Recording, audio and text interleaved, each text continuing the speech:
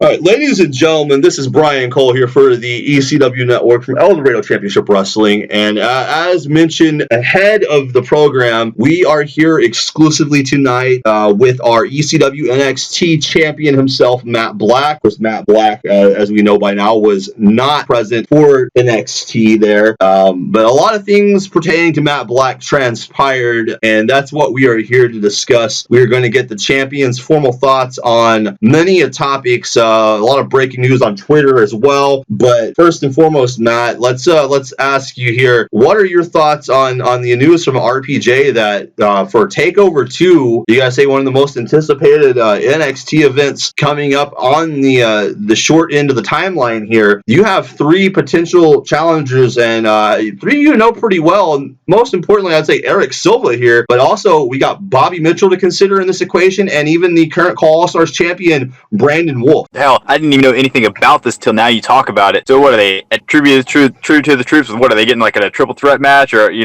that the case? If so, it doesn't matter which one of them wins. I have proven no matter which person I will beat them. Eric Silva, I just beat him. Bobby, who cares what Bobby's shown that determination, which I respect, but the fact is that he's still not in my league. And Brandon, I've been waiting on Brandon to claw his way. I have dying at the chance to send him back where Eric is right now. Okay, so let's get to the elephant in the room here. We'll get back to Eric Silva and Brandon Wolf here in a second. But so Bobby Mitchell was the first man we seen out and directly involved. We had no idea that he was going to even be at Money in the Bank. He was not scheduled to appear in any capacity. Of course, he was at the kickoff show and then later showed up ringside, actually almost completely in the ring for your match, and I'm of the belief, as of many of the viewers here, that Eric Silva looked like he had you dead to rights with that last Outlaw Stomp. He was dialing it in. If Bobby Mitchell had not have been there, we may have had a new NXT champion, and we might have been interviewing Eric Silva here tonight instead, Matt. So what is your side of this? Is Bobby Mitchell, is there something between you and Bobby Mitchell that we are not seeing here from the naked eye? First of all, don't insult me with the joke of Eric Silva beating me. First of all, disillusion yourself from that thought. That is simply a joke, and it's not even a funny one at that. The fact is, yeah, Eric may have had me in an opportune spot, but he also showed that he is not at the level that I am to carry this NXT title when he got distracted and lost his eye on the ball by Bobby. And no, I don't command Bobby to come out here. Me and Bobby are not in a collusion. I don't string puppets like a puppeteer of people and put them in places. No, Bobby did that on his own fruition. He knew that I needed to still be champion. And Eric is nothing. He's still not in my league to even hold that championship. Whatever they two have going on, that's between them. The fact remains that I still came out Money in the Bank, the NXT champion, and proving once again that nobody on NXT is in my league. Okay, well, speaking of Eric Silva, again, Eric Silva here, I think, and this may be where this whole triple threat match was headed, that Eric Silva almost is due a rematch. This is his first opportunity at the NXT Championship and squandered at the hands of one Bobby Mitchell. I'm not here to make bones about our company's owner's decisions, but Bobby Mitchell seems to have weaseled his way into this. Eric Silva, I think he's proved that he's a number one contender in his own right, but we'll leave that for tribute to the troops. The Matt Black, speaking of the third man in this equation, Brandon Wolf is an individual that when you came into El Dorado Championship Wrestling, particularly NXT, we also saw the return of Brandon Wolf around that same time, and leading in to you becoming champion at WrestleMania 2, Brandon Wolf was the last man to challenge for that title, actually at Fastlane, right around the time you could say that we saw your ascent to become a contender yourself. Now, on that same timeline, you never actually officially crossed paths with Brandon Wolf. There was a lot of things that happened around then when you all were supposed to face off one-on-one.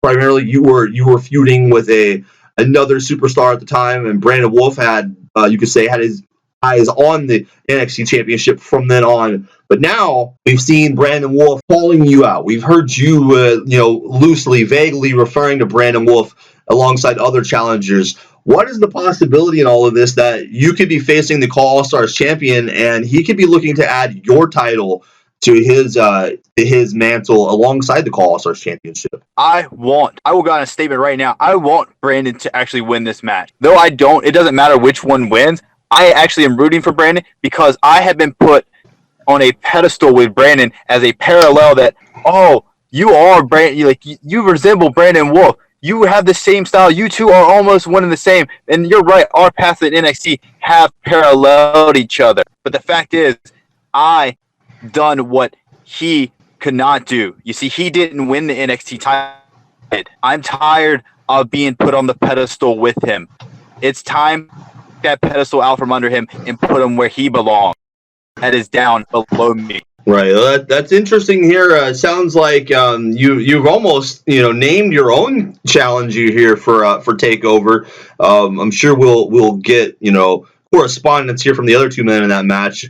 Eric Silva, Brandon Wolf seem to already be chomping at the bit to get back in the ring with one another ahead of Tribute to the Troops. Speaking of Tribute to the Troops, there is more than just the NXT Championship afoot there, and coming in just recently across social media and Twitter, Matt Black, you were actually mentioned by our ECW-NXT Hardcore Champion, Walter Scott, in a tweet, and we've seen this from Walter Scott also recently, making these allegations, and it seems like he's got the fan support on this, that the NXT isn't the Matt Black show, that it's actually, in his words, the house that Walter Scott built, and you two have been in the ring together prior to this statement. What are your thoughts on Walter Scott, trying to steal your thunder and upstage you here a little bit, give you the backhanded compliments there on social media? See, here we go. We're going again with this. I thought we had already got over this, and we already established that it was nothing more than just a cruel joke that he likes to play.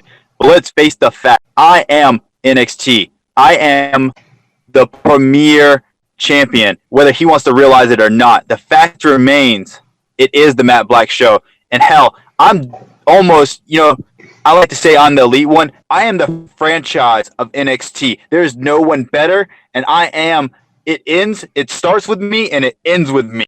Nothing more. The fact is, let's look at Walter.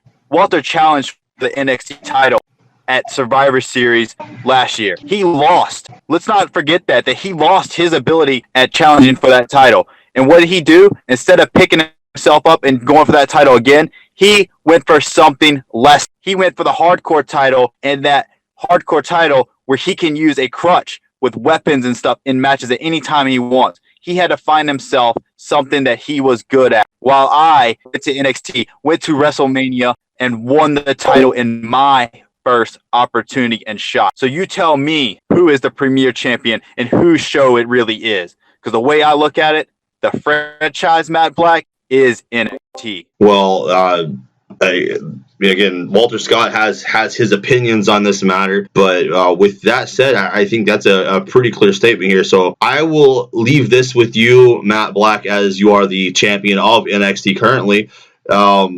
What is next for, in your words, the franchise Matt Black here of NXT? What is next for the Matt Black show as we get ready to conclude this and end this interview here? What can we expect following Takeover 2, following everything to come for the remainder of this year of El Dorado Championship programming?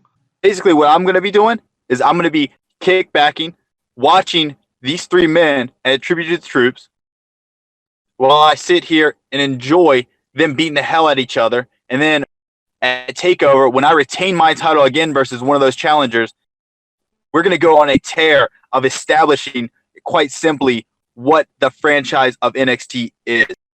I plan on holding this title till next WrestleMania and showing people that I am the elite, I am the best, and I am the franchise of NXT. And there's going to be no questions about it. And that's the bottom line. Well, all right, folks, you heard it there from Matt Black, the ECW-NXT champion. Thank you, Matt, for your time and your comments here. And with that will conclude this interview segment here. This has been Brian Cole for the ECW Network, folks. Thank you all. We'll see you next time for SmackDown here on the network.